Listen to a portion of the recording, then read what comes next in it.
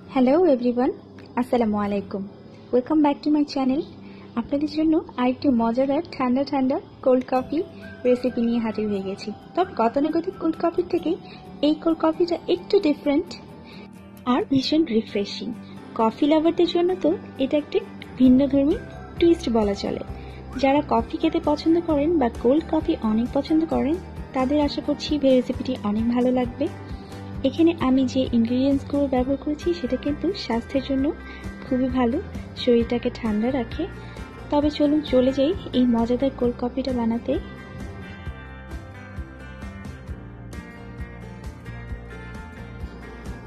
প্রথমে একটি বাটিতে আমি কিছু চায়না গ্রাস বা আগার আগার ফ্লেক্স এগুলোকে ছোট ছোট কেটে ভিজিয়ে রেখেছি নর্মাল টেম্পারেচারের পানিতে।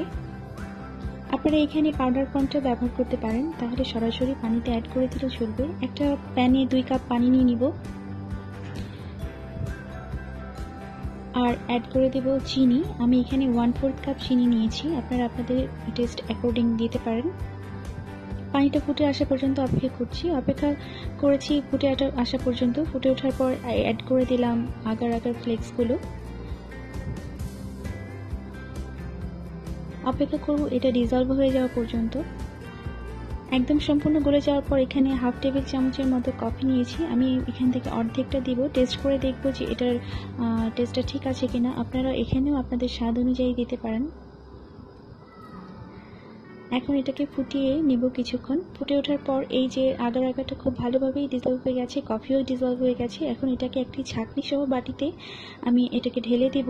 আমি এটাকে ছেঁকে নিচ্ছি, কারণ এর ভিতরে যদি কোনো ধরনের আগার আগারের দানা বা অংশ থেকে যায় সেটা আলাদা করে নেওয়া যাবে। আমি একটি পাত্রে এটাকে সেট হতে দেব ফ্রিজারে। নর্মাল ফ্রিজারে আপনারা আধা ঘন্টা রাখলে এটা খুব সুন্দরভাবে সেট হয়ে যাবে। আধা ঘন্টার জন্য ফ্রিজে রেখে দিচ্ছি। আধা ঘন্টা পর আমি এটাকে ফ্রিজ থেকে বের করে নিয়েছি। খুব সুন্দরভাবে এটা সেট হয়ে গিয়েছে, দেখে নিশ্চয়ই বুঝতে পারছেন। এটাকে আমি এখন একটা ছুরির সাহায্যে পছন্দ মতো শেপে কেটে নিব। আমি ছোট ছোট স্কোয়ার করে কিউব করে কেটে নিচ্ছি।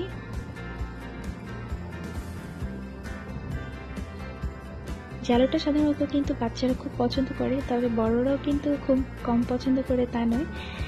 খুব মজাই লাগে, আমার কাছে তো ভালো লাগে। আশা করছি আপনাদের কাছেও ভালো লাগবে, ট্রাই করে দেখবেন। খুব সুন্দরভাবে জেলিটা জমে গেছে। আমি আপনাদেরকে একটু এটা টেক্সচারটা দেখিয়ে দিই। খুব সুন্দর স্পঞ্জি হয়েছে।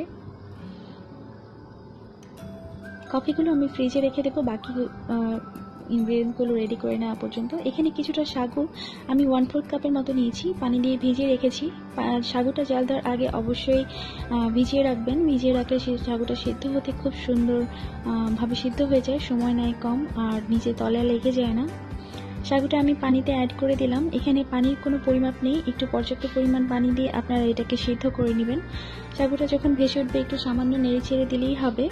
এটা ট্রান্সপারেন্ট হওয়া পর্যন্ত বা পুরোপুরি সিদ্ধ হয়ে যাওয়া পর্যন্ত আমরা অপেক্ষা করব। এই যে পুরোপুরি এটা সিদ্ধ হয়ে গেছে। সাগুটা কিন্তু আমাদের শরীরের জন্য খুবই উপকারী, শরীরটাকে ঠান্ডা রাখে, ডাইজেস্টিভ সিস্টেমটাকে ভালো রাখে। এই যে আমি ছেঁকে নিয়েছি সাগু দানাগুলো, এই দানাটাকে আমি পানি দিয়ে একটু ভিজিয়ে রাখবো যেন একটার সাথে আরেকটা লেগে না যায়। একটু নেড়ে দিব, নেড়ে এটাকে মিলিয়ে রাখবো। প্যানে আমি আধা লিটার দুধ নিয়ে নিয়েছি। দুধটাকে আমি জ্বালিয়ে কমাবো না, এর জন্য পাউডার মিল্ক অ্যাড করছি প্রায় আধা কাপের মতো। আপনারা এখানে একটু দুধটা ঘনই প্রয়োজন, যদি পাউডার মিল্ক অ্যাড না করতে চান তাহলে দুধটাকে একটু জ্বালিয়ে ঘন করে নেবেন। দুধটা নেড়ে চেড়ে একটু মিলিয়ে নিয়ে অ্যাড করে দিব কনডেন্স মিল্ক। কনডেন্স মিল্কটা আসলে চিনির পরিমাণের মিষ্টির উপরে ডিপেন্ড করবে, যে যতটুকু মিষ্টি পছন্দ করেন ততটুকু দেবেন। আমি প্রায় 1 টেবিল চামচ ভরে প্রথমে অ্যাড করছি, পরে টেস্ট করে যদি মনে হয় যে টেস্টে চিনির প্রয়োজন তাহলে দিব কিংবা দিব না। আপনারা এখানে চিনি ব্যবহার করতে পারেন কনডেন্স মিল্কের পরিবর্তে। এটা ফুটে ওঠার পর আমি বন্ধ করে দিচ্ছি জাল।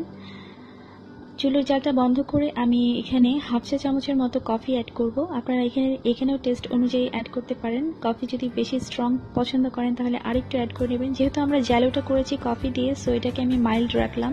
একটা হুইস্ক দিয়ে একটু নেড়ে চেড়ে মিলিয়ে নিব, খুব সুন্দরভাবে যেন কফিটা মিলে যায়। এখন আমরা এটাকে ফ্রিজে রেখে ঠান্ডা করে নিব। ফ্রিজ থেকে ঠান্ডা হয়ে যাবার পর আমি দুধটাকে বের করে নিয়েছি। এই যে দুধটা এখন বেশ ক্রিমি এবং ঘন হয়ে গেছে। এখন আমি দুটো গ্লাসের মধ্যে এই কফি জেলোগুলো আর সাগুদানা এবং মিল্কটাকে অ্যাসেম্বল করে নিব। প্রথমে আমি কফি জেলোগুলো অ্যাড করে দিচ্ছি। এই কফি জেলোগুলো খেতে আসলে খুব মজা লাগে, আর সাথে যখন স্ট্র দিয়ে মিল্কটা সাথে নেওয়ার পর স্পুন দিয়ে কফি জেলোটা খাওয়া হয়, খুবই মজা লাগে। সাগুটা অ্যাড করে দিলাম, সাগুদানাটা খুব সুন্দরভাবে এটাতে ভেসে থাকবে। অ্যাড করে দিচ্ছি মিল্কগুলো।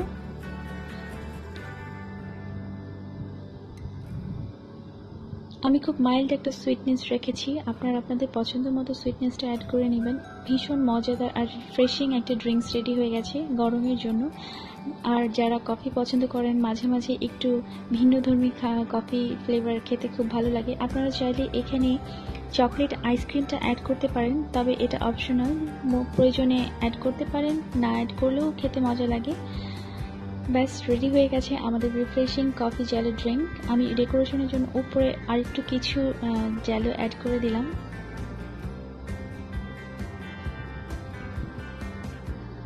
মজাদার আর ভিন্নধর্মী একটি কোল্ড কফি রেসিপি আপনাদের সাথে শেয়ার করলাম। আশা করি আপনাদের ভালো লাগবে। ভালো লাগলে আমার চ্যানেলটি সাবস্ক্রাইব করবেন, পাশে থাকা বেল আইকনে ক্লিক করে নোটিফিকেশনটা অন করে নেবেন। আর গরমে মজার মজার এই ড্রিঙ্কসগুলো এনজয় করবেন সবাই, আপনি, আপনার ফ্যামিলি সবাই। ইনশাআল্লাহ ভালো থাকবেন, আমার জন্য দোয়া করবেন। আল্লাহ হাফেজ।